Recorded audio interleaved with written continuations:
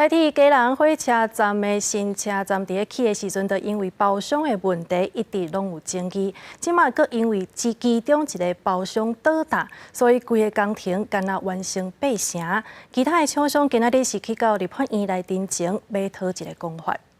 铁公鸡是不是过河拆桥？厂商不满铁道局，也就是进前的铁工局，不咧休共同协商的结果，人家工程款冻结起来。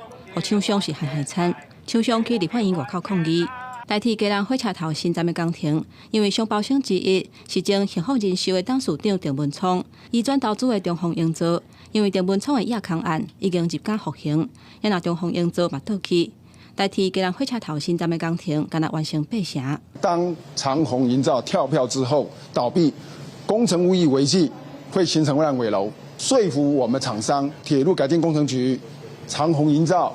及自救会共同合意协议，达成共识。自救会强调讲，厂商烦恼提无工程款，经过铁工局的协商，保证监督付款机制进行之下，达成共识了后复工。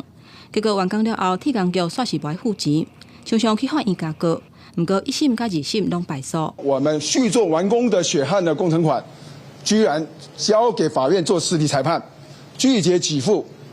我们很不幸的，地院、高院我们败诉。本局应该要等法院的判决结果，按照法院的判决结果来办理。所以我们也会函请法院的执行处尽速来依法办理希望能够将上开的债权依法院命令支付给应支付的对象。针对这点，铁道局强调讲，会甲自救会讨论甲说明，专案爱等到法院判决确定。嘛强调讲，定现了后会函请法院请求赶紧依法办理。记者综合报道。